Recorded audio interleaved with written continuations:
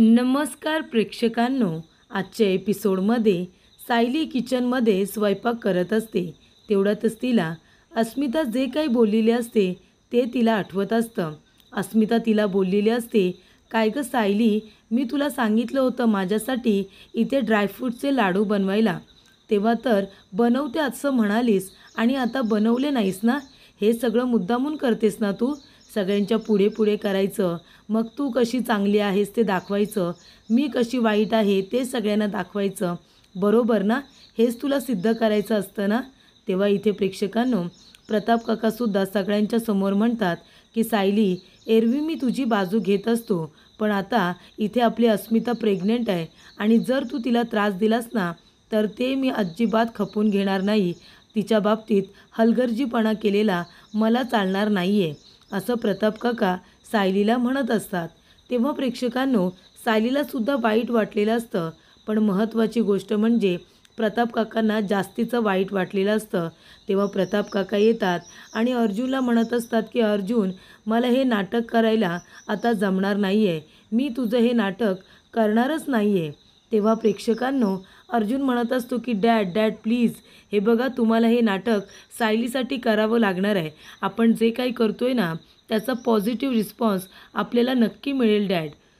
Please तुम्हाला सायलीसाठी हे नाटक करावंच लागणार आहे. त्यानंतर प्रेक्षकांनो, इथे प्रतिमाला कळतं की सायली एका वेगळ्याच टेन्शनमध्ये आहे. तिच्या मनाला फारच ही गोष्ट लागलेली आहे.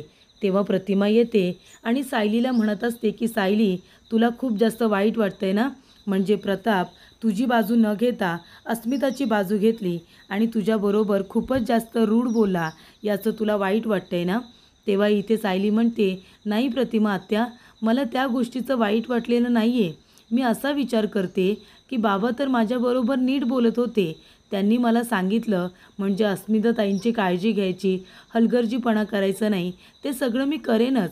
पण बाबांचा सूर इतक्या वरचा का होता हेच मला कळलं नाही आहे. तेव्हा इथे अर्जुन म्हणत असतो, डॅड तुम्ही इथे बसा बरं आणि शांत व्हा. तुम्ही मला सांगा की मला त्रास होत नसेल का? मी सायलीच्या डोळ्यामध्ये पाणी बघू शकतो का? पण आपण हे का करतोय? ममा आणि सायली या दोघींचं रिलेशन चांगलं व्हावं म्हणूनच करतोय ना आपण. तेव्हा इथे प्रताप काका म्हणतात, पण अर्जुन, अरे ते सगळं बरोबर असलं तरीसुद्धा आता मी सायलीच्या डोळ्यामध्ये पाणी आणतोय ते चुकीचंच आहे ना. एकतर मधुभाऊ इथे नाही आहेत, मधुभाऊ हॉस्पिटलमध्ये असताना मी बाप म्हणून सायलीच्या पाठीशी खंबीरपणे उभं राहिलं पाहिजे, मी तिला साथ दिली पाहिजे. आणि इथे मी काय करतोय, मी सायलीच्याच डोळ्यामध्ये पाणी आणतोय. तेव्हा अर्जुन म्हणतो, डॅड पण हे आपण कशासाठी करतोय? सायलीच्या डोळ्यात कधीच पाणी येऊ नये म्हणून करतोय ना. तेव्हा प्रेक्षकांनो, इथे सायली प्रतिमाला म्हणत असते की प्रतिमा आत्या बघा ना तुम्ही, म्हणजे बाबा तर माझ्याशी कधीच वाईट बोलत नाही, ते माझ्याशी चांगलेच वागतात. अस्मिताताईसुद्धा आता गेले काही दिवस माझ्याबरोबर चांगल्याच वागत होत्या आणि अचानकपणे दोघांचंही वागणे इतकं बदललं आहे. मला तर कधी कधी वाटतं ते दोघेजणं नाटक तर करत नाही आहेत ना ठरवून माझ्याबरोबर वाईट वागण्याचं. बघा ना तुम्ही, नाहीतर अस्मिताताई इतक्या छोट्या गोष्टीवरून इतकी चिडचिड का करतील? मला तर हे नाटकच वाटते. तेव्हा प्रेक्षकांनो, इथे प्रताप काका म्हणत असतात, अर्जुन अरे तुला कळतंय का, आम्ही अचानकपणे जर सायलीबरोबर असे वाईट वागायला लागलो तर तुला खरंच असं वाटतं आपला प्लॅन वर्क होईल? मला तर वाटतं ना की सायलीला आपल्यावरती शंका पण आली की आम्ही दोघेजण हे नाटक करतोय म्हणून. तुम्ही बघितलं नाहीत का सायली आमच्याकडे कशी आश्चर्याने बघत होती? म्हणजे तिलासुद्धा कुठेतरी वाटत होतं की हे सगळं काय चाललं आहे, आम्ही मुद्दामून तर करत नाही ना. तिला संशयसुद्धा आला आहे अर्जुन. तेव्हा अर्जुन म्हणतो, डॅड हे बघा तिला संशय आला आहे, पण तिला अजून खात्री नाही आहे की तुम्ही नाटक करताय. हे बघा डॅड, मला असं वाटतं आणखीन थोडे दिवस, आता मम्माला आहे ना आत्ताची गोष्ट आवडलेली नाही आहे की तुम्ही सायलीबरोबर चुकीचं वागलात. मम्माला आता राग आला होता, पण तरीसुद्धा ती काही बोललेली नाही आहे. म्हणून आपला प्लॅन वर्क होतो आहे डॅड, आपल्याला फक्त आता थोडी मेहनत करावी लागणार आहे. तर इथे प्रतिमा बाजू सावरतच म्हणते, नाही गं सायली, ते दोघेजणं नाटक का करतील? म्हणजे बघ ना, अस्मिता प्रेग्नेंट आहे ना, आणि तुला माहिती आहे ना तिचा स्वभाव कसा आहे, ती कधी पण अचानकपणे बदलू शकते. ती कधी काय वागेल ना तिचं तिलासुद्धा कळणार नाही. आणि प्रताप कसा गं, प्रताप तुला माहिती आहे ना अस्मिताच्या बाबतीत हलवा आहे. म्हणजे त्याचं कसं आहे, तुला एरवी तो ओरडणार नाही, पण जेव्हा त्याला वाटेल की अस्मिताच्या बाबतीत तुझा हलगर्जीपणा होतोय किंवा तिच्याकडे दुर्लक्ष होतंय, तेव्हा मात्र प्रताप असाच बोलणार. तुला माहिती आहे ना प्रताप कसा आहे. तेव्हा इथे सायली म्हणते, हो पण मी खरंच सांगते प्रतिमा आत्या, मी काहीही मुद्दामून केलेलं नाही आहे. आणि जर बाबांना तसं वाटत असेल ना की मी हलगर्जीपणा करते, तर कदाचित माझ्याकडून अस्मिताताईंच्या बाबतीत हलगर्जीपणा झाला असेल आणि मला आता माझी ही चूक पुन्हा करायची नाही आहे. मला माझी चूक सुधारायची आहे. तेव्हा प्रतिमा म्हणते, मी आहे ना, तू नको काळजी करू. मी आता 2-3 दिवस तुझ्याबरोबर इथेच राहणार आहे. तेव्हा सायली म्हणते, हो प्रतिमा आत्या, खरंच तुम्हाला कसं माझ्या मनातलं कळतं ना की मला कुणाची तरी गरज होती आणि तुम्ही तर आहातच आता माझ्या बाजूने. मग मला कसलंही टेन्शन नाही आहे. आता मी सगळं काही व्यवस्थित करेन, बघाच तुम्ही. असं इथे सायली प्रतिमाला म्हणत असते. तर प्रेक्षकांनो, इथे आता प्रिया हॉस्पिटलमध्ये आलेली असते. तेव्हा अश्विन तिला म्हणत असतो की तन्वी घे बरं, तोंड उघड, थोडं खाऊन घे. पोटात 4 घास गेले ना तर तुला बरं वाटेल. तन्वी तुला खावं लागणार आहे. तेव्हा प्रिया म्हणत असते, अश्विन हे आहे ना मला त्या पोलीस स्टेशनमधलं जेवण, अरे बेचव जेवण मला खाता येत नाही आहे. प्लीज ते माझ्या घशाखाली नाही उतरणार. तेव्हा अश्विन म्हणतो, तन्वी अगं हे त्या पोलीस स्टेशनमधलं जेवण नाही आहे, जेलमधलं जेवण नाही आहे, हे हॉस्पिटलमधलं जेवण आहे आणि इथे पेशंटसाठी छान जेवण बनतं, तू खाऊन तर बघ ना. तेव्हा प्रिया म्हणते, नाही नको, मला काहीही जेवायला नको आहे. माझ्या घशाखाली हे जेवण उतरणारच नाही आहे. तेव्हा इथे प्रिया म्हणत असते की आता हे जेवण जेवेन आणि उद्याचं काय, उद्या मला जाऊन त्या जेलमध्येच बसावं लागणार आहे ना, तिथलंच जेवण मला खावं लागणार आहे. मग काय करायचं आहे मी आता 7 वर्ष काय जेलमधलं जेवायचं आहे की काय. तेव्हा प्रिया म्हणते, ती साक्षी शिकरे, तिला वकीलसुद्धा मिळाला आहे. तिचा वकील आता प्रयत्न करणार आहे लवकरात लवकर तिला बाहेर काढण्यासाठी. आणि माझं काय, माझ्या बाजूने कुणीच नाही आहे रे. इथे माझ्या बाबांनीसुद्धा माझी केस सोडली आणि मला वकीलसुद्धा मिळत नाही आहे. म्हणजे मला 7 वर्ष त्या जेलमध्येच राहावं लागणार आहे. तेव्हा अश्विन म्हणतो, तू एकटी नाही आहेस, मी आहे ना तुझ्याबरोबर आणि मी तुझ्यासाठी वकील शोधतोय. पण तोपर्यंत तरी तुला खावं लागणार आहे ना. तन्वी तोंड उघड बरं, एक घास घे, माझ्यासाठी घे. तेव्हा प्रिया म्हणते की माझ्या बाजूने कुणीच नाही आहे, हा एक अश्विन तरी आहे, याचं मन दुखून मला चालणार नाही, निदान थोडं तरी खाल्लंच पाहिजे. तेव्हा इथे प्रिया त्याच्या हातातून एक घास खाते. त्यानंतर प्रेक्षकांनो, इथे आता अस्मिता जेवायला बसलेली असते. तेव्हासुद्धा अर्जुनमध्ये तिच्यामध्ये खाणाखुणा होतात. तेव्हा अस्मिता आपल्या नाटकाला सुरुवात करते. ती लगेचच इथे आमटी खाते आणि म्हणते, हे काय शी, आमटीमध्ये मीठच नाही आहे, अशी कोणी बेचव आमटी करतं का. जा बरं, जरा माझ्यासाठी मीठ दे ना सायली. तेव्हा विमल म्हणते, थांबा मी आणते. अस्मिता म्हणते, तुला आणायची काहीच गरज नाही आहे, सायलीचे हात काही मोडलेत का, जा माझ्यासाठी मीठ घेऊन ये. तेव्हा सायली आता मीठ घेऊन येते आणि तिच्या वाटीमध्ये मीठ टाकायला जाणार, तेवढ्यातच इथे अस्मिता आता आरडाओरडा करते. ती सायलीच्या हाताला मुद्दाम धक्का मारते. तेव्हा सगळं मीठ इथे अस्मिताच्या ताटामध्ये पडतं. तेव्हा अस्मिता म्हणते, काय गं, तुझ्याकडे मीठ मागितलं तर तू एवढं मीठ माझ्या आमटीच्या इथे वाटीमध्ये टाकलंस का, म्हणजे तुला राग आला की काय. बघताय ना डॅड तुम्ही, ही आता सायली माझ्याबरोबर कशी वागते ते. तेव्हा कल्पना आता आमटी खाते आणि म्हणते, अस्मिता अगं आमटी तर एकदम छान झाली, मीठसुद्धा व्यवस्थित आहे, मग तू कशाला गं छोट्या गोष्टींवरून इतकी चिडचिड करतेस. तेव्हा इथे आता प्रतिमा म्हणत असते, हो ना आमटी छानच आहे. तेव्हा प्रेक्षकांनो, इथे आता सायली म्हणत असते की अस्मिताताई, तुम्हाला ही आमटी आवडलेली नाही आहे का, मी एक काम करते, तुमच्यासाठी दुसरं काहीतरी बनवते. तेव्हा अस्मिता म्हणते, अच्छा, म्हणजे आता 15-20 मिनटं मी असंच इथे तुमच्या सगळ्यांच्या तोंडाकडे बघत बसायचं आहे का, मला काही भूक लागलेली नाही आहे का. तेव्हा प्रताप काका म्हणतात, काय गं सायली, आता तिने तुझ्याकडे मीठ मागितलं म्हणून लगेच राग काढलास का, एवढं असं मीठ तिच्या आमटीच्या वाटीमध्ये टाकलंस का, तुला काय राग येतो आहे का तिचं सगळं करताना. तेव्हा इथे अस्मिता आता तिलासुद्धा वाईट वाटत असतं हे सगळं करताना, पण शेवटीला हे सगळं ती सायलीसाठीच करत असते. प्रताप काका म्हणतात, मी आधीच सांगितलं आहे, माझ्या मुलीच्या बाबतीत हलगर्जीपणा केलेला मला चालणार नाही आहे. तेव्हा अस्मिता म्हणते की बघताय ना डॅड, हिने कसं मुद्दामून केलं. सायली म्हणते, नाही बाबा, मी मुद्दामून नाही केलं, अस्मिताताईंचा हात लागला माझ्या हाताला म्हणून ते मीठ पडलं. पण हे बघा अस्मिताताई, तुम्हाला जर आता ही आमटी खायची नसेल तुम्ही नका खाऊ, मी तुमच्यासाठी श्रीखंड बनवते, मी लगेचच कामाला लागते. त्यानंतर प्रेक्षकांनो इथे आता अर्जुन म्हणत असतो की असंच करत राहा, ममाला खूप राग येतोय. तर इथे नागराज आणि महिपत दोघेजणं छान आता पार्टी करत असतात. दोघेजणं दारू प्यायला बसलेले असतात. तेव्हा नागराज म्हणत असतो की आज मला जरा बरं वाटते, आज मला हलकं हलकं वाटतंय. नाहीतर 2 दिवस झोपलो नाही आहे मी महिपत. झोपायला गेलो की तो मधुकर पाटील नजरेसमोर यायचा. झोपायला गेलो की दरवाजा थोडा जरी वाजला तरीसुद्धा वाटायचं पोलीस मला अरेस्ट करायला आले की काय, म्हणजे मला झोपच आलेली नाही आहे. तेव्हा महिपत म्हणतो, नागराज शेठ, अहो तुम्ही हाफ मर्डर केलं, हाफ मर्डर. तुम्हाला काही मी काहीच होऊ देणार नाही. अहो तो मधुकर पाटील जिवंत राहणं गरजेचं आहे. बरं झालं तो वाचला. मी तुम्हाला या प्रकरणामध्ये अजिबात अडकू देणार नाही आहे. तेव्हा इथे नागराज म्हणतो, अरे पण तो चाकू, त्याच्यावर ते फिंगरप्रिंट्स होते, ते मिटवले ना, ते व्यवस्थित तुम्ही मिटवलेत ना. तेव्हा महिपत म्हणतो, नागराज शेठ, अहो ते कधीच मिटवले. मी काय तुम्हाला या प्रकरणामध्ये अडकवणार आहे का? अजिबात नाही. या प्रकरणामधून मी तुम्हाला बरोबर बाहेर काढणार, अगदी सुखरूपरित्या बाहेर काढणार. अजिबात टेन्शन घ्यायचं नाही, असं महिपत म्हणतो. तर प्रेक्षकांनो इथे आता सायली किचनमध्ये आलेली असते आणि ती अस्मितासाठी लगेच श्रीखंड बनवायला सुरुवात करते. सायलीचा स्पीड खूपच जास्त असल्यामुळे ती पटापट आता कामाला लागलेली असते. सायलीला पुन्हा इथे आता श्रीखंड बनवावा लागलेला असतो, म्हणून प्रतिमाला खूप जास्त वाईट वाटतं आणि प्रतिमा म्हणते, अस्मिता, अगं खरंच आमटी खूप छान होती. तू उगाच सायलीला श्रीखंड बनवायला सांगितलंस. तेवढ्यातच इथे सायली आता पटापट श्रीखंड तयार करते अस्मितासाठी आणि ते घेऊन येते आणि म्हणते, अस्मिताताई हे घ्या, तुम्हाला आवडतं ना तसं श्रीखंड केलं, खा बरं आता तुम्ही त्याच्याबरोबर. तेव्हा अस्मिता म्हणते, हो हो खाते, काही उपकार नाही केलेस तू माझ्यावरती.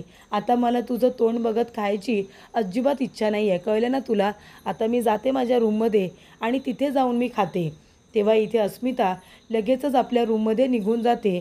तेव्हा इथे सायली म्हणत असते, अस्मिताताई, अहो माझं चुकलं, खरंच माझं चुकलं, सॉरी. पण इथे अस्मिता आता 1 मिनिटसुद्धा थांबत नाही, तीसुद्धा लगेच निघून जाते. तेव्हा प्रताप काका म्हणतात, झालं ना तुझं समाधान सायली, झालं ना. माझ्या लेकीला इथे ताटावरून उठवलंस, जेवायला बसली होती ती छान, पण तिला छान जेवताना बघायला तुला तर खूप जड जात होतं ना. आता तुला समाधान मिळालं असेल. तेव्हा इथे सायली म्हणत असते, हे बघा मी काही केलेलं नाही आहे, पण तरीसुद्धा तुम्हाला मी चुकीची वाटत असेल ना तर मी आज जेवणारच नाही आहे. पण तुम्ही कुणीही भरल्या ताटावरून उठायचं नाही, माझी शपथ आहे तुम्हाला. तेव्हा प्रताप काकासुद्धा म्हणत असतात, नाही नको, मला नको जेवायला. अर्जुन म्हणत असतो की माझ्या बायकोला विनाकारण बोलताना मग मी पण जेवणार नाही आहे. तेव्हा सायली म्हणते, नाही असं करायचं नाही, तुम्हाला सगळ्यांना जेवावंच लागेल, ते सुद्धा इथेच बसून जेवा तुम्ही. माझी शपथ आहे तुम्हाला सगळ्यांना, आज जर तुम्ही इथे बसून जेवला नाहीत ना तर मी 1 दिवस नाही, आजचा पुढचे 3 दिवस मी उपाशी राहीन. मी काही खाणार नाही, पिणार नाही. तेव्हा बाबा प्लीज, माझं काही चुकलं असेल तर माफ करा. इथे आता अस्मिताताईंच्या बाबतीत मी कधीच हलगर्जीपणा करणार नाही, पण तुम्हाला जर वाईट वाटलं असेल तर मी तुमच्या सगळ्यांची माफी मागते. पण आता तुम्हाला सगळ्यांना जेवावंच लागणार आहे. जर तुम्ही कुणी जेवला नाहीत ना तर मी पुढचे 3 दिवस उपाशी राहणार आहे. बाबा प्लीज मला माफ करा ह्या वेळेला. तेव्हा इथे प्रताप काकांचा नाईलाज होतो. खरं तर त्यांना हे नाटक करायला जड जात असतं, पण इथे अस्मिता आणि प्रताप काका सायली आणि कल्पनाला एकत्र आणण्यासाठी हे नाटक करायला तयार होतात. तेव्हा इथे सायली आता खूप रडत असते. तेव्हा इथे आता अर्जुन हा कल्पनाकडे बघत असतो. कल्पनाच्या मनाला सुद्धा वाईट वाटत असतं, पण ती लक्ष देत नाही.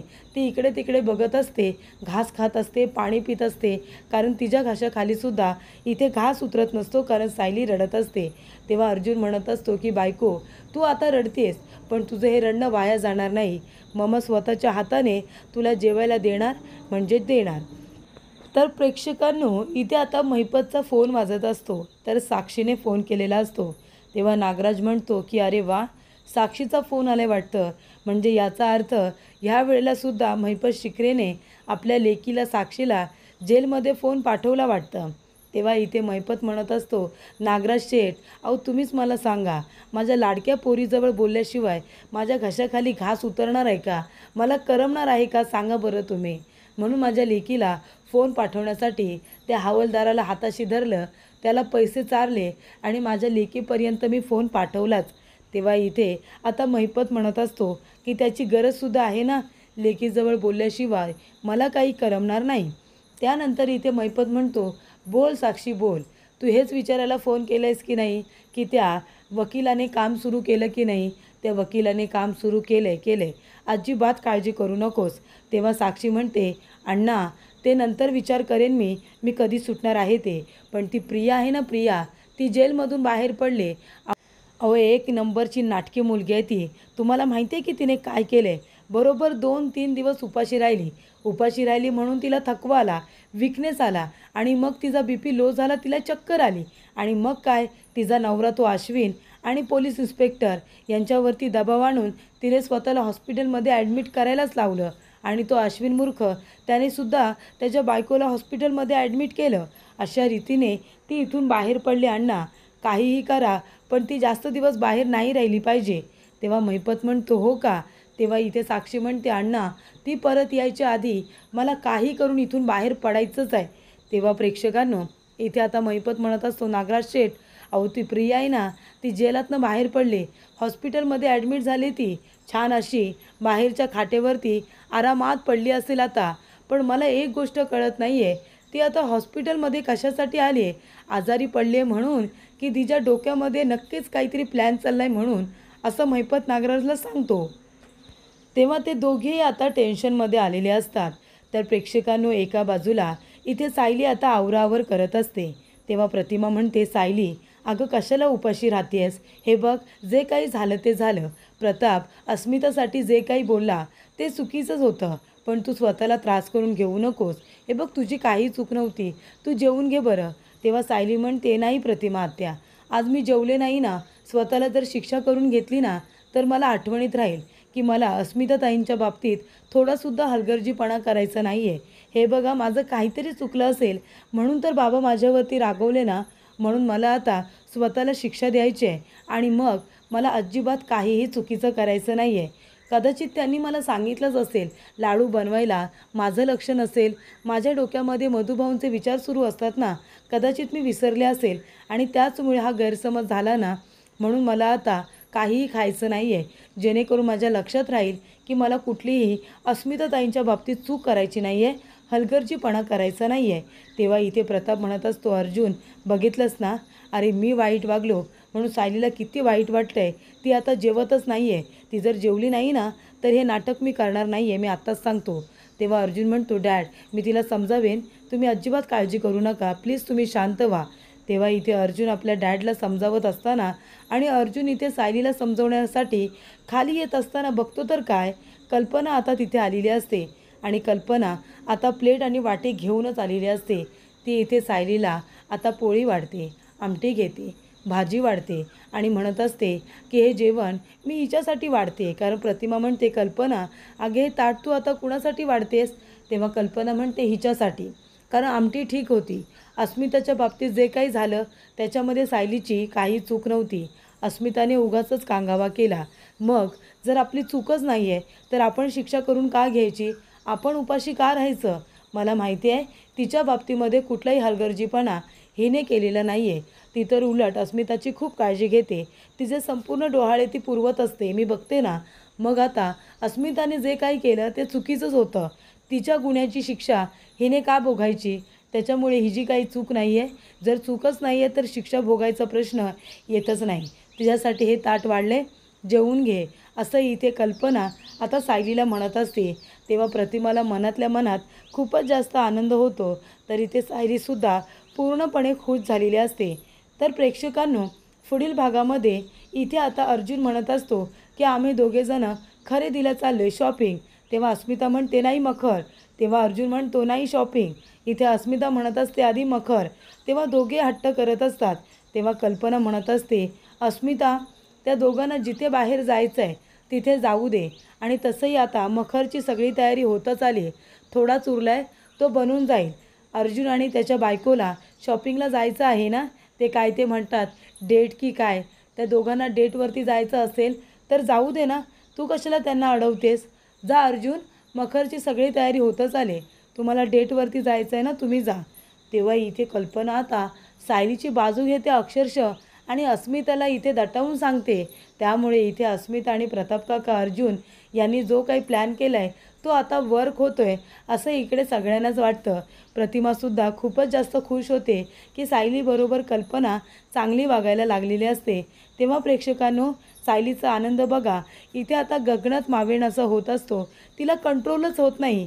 तिला असं वाटतं की आपण जाऊन आता कल्पनाला घट्ट मिठी मारली पाहिजे. तेव्हा सायली जाते, कल्पनाला मिठी मारते आणि तिच्या गालावरती तिला इथे पप्पीसुद्धा देते. तेव्हा इथे कल्पनाची रिॲक्शन बघा, तिला खूप मोठा धक्काच बसतो. तेव्हा इथे सायली आणि कल्पनाला असं एकत्र बघून प्रताप काका, अर्जुन, त्याचबरोबर प्रतिमा, अस्मिता सगळ्यांनाच खूपच जास्त आनंद होतो. त्यानंतर अश्विन आलेला असतो. तो म्हणतो की मला परत आता हॉस्पिटलला निघायचं आहे. माझा डबा, जेवणाचा डबा रेडी करून ठेवा. तेव्हा अस्मिता म्हणत असते, अश्विन भाऊजी एक काम करू का? छान स्वयंपाक बनवते आणि तुमचा डबा आहे ना हॉस्पिटललाच पाठवून देते. तेव्हा अश्विन म्हणतो, नाही नको, हा डबा माझ्यासाठी नाही आहे, तर हा डबा मी तन्वीसाठी हॉस्पिटलला घेऊन जातो आहे. तेव्हा इकडे आता तन्वीसाठी डबा घेऊन जातो आहे, तेव्हा सायलीला खूपच जास्त राग येतो. सायली म्हणत असते, माफ करा अश्विन भाऊजी, पण मी प्रियासाठी डबा बनवणार नाही आहे. जी मुलगी, जी माणसं या घरातल्या मिठाला जागत नाही ना, त्या माणसांसाठी मी काहीही करणार नाही आहे. मी माझ्या हाताने तिच्यासाठी डबा बनवणार नाही आहे आणि अशा माणसांसाठी या घरातून डबा जाणं, हा जरी नाही गेला ना तरीसुद्धा काही फरक पडत नाही, असं इकडे सायली आता अश्विनला चांगलं ठणकावून सांगते. तेव्हा अश्विनला सायलीच्या बोलण्याचा खूपच जास्त राग येत असतो.